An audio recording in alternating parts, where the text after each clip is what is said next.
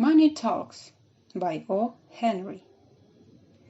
Number 24 Park Street is a big, expensive house. Old Mr. Anthony Rockwell lives there. He worked for many years, and now he has a lot of money. He is old and he doesn't work. A man drives his car for him. A woman makes his food. A boy brings the newspaper to him. Mr. Rockwell sits in his big chair and smiles. He is a happy man. Mr. Rockwell calls his son. "Richard, come here. I want to talk to you." Mr. Rockwell's son comes in and sits down. He is a quiet young man of 21.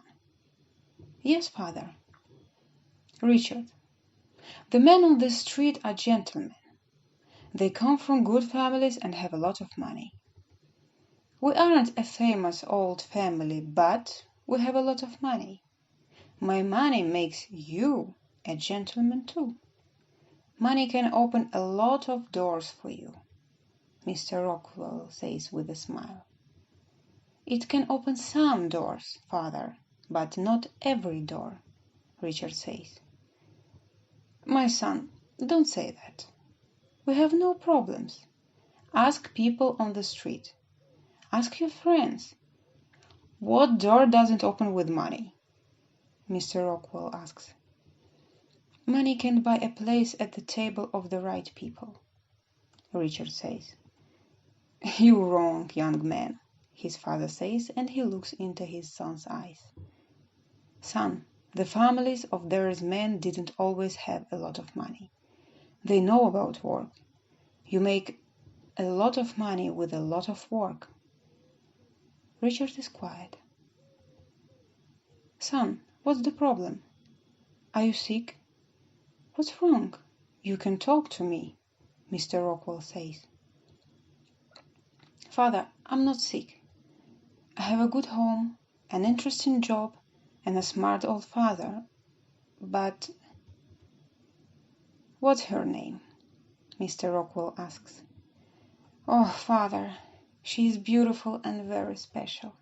Her name is Ellen Lantry.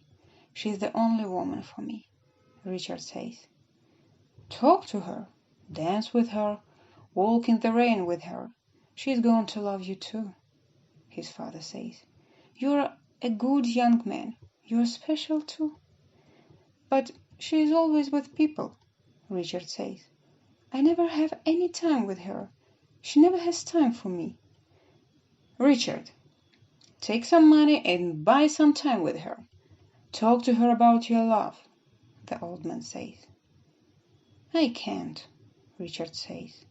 "She is going to Europe by boat tomorrow morning. She is going to stay there for 2 years.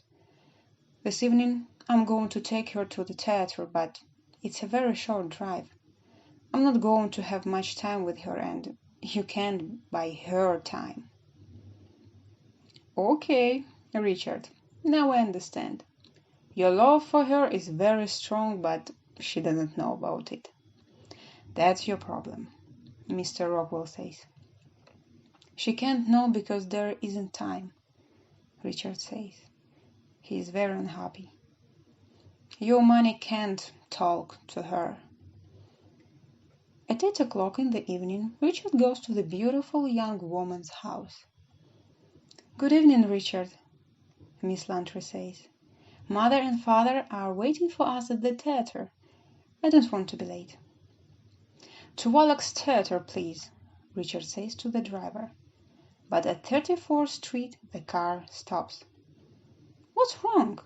Richard asks. "I'm sorry, Mr. Rockwell," the driver says. "There are cars to the left, to the right, and behind us. We can't move. Every car in New York is sitting here."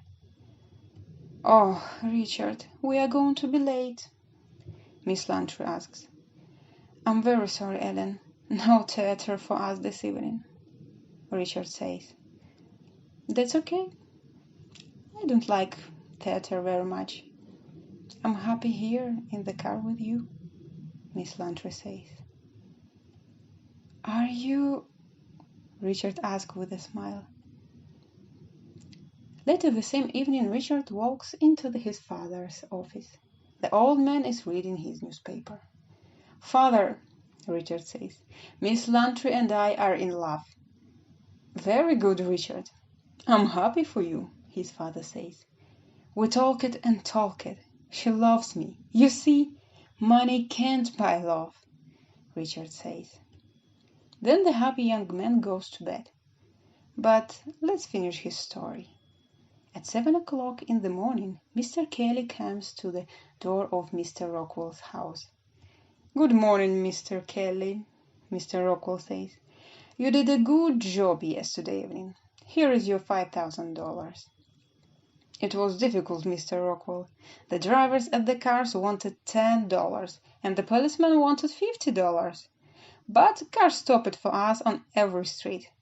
Did it all go well?" Mr. Kelly asks. "Well, yes, it was beautiful.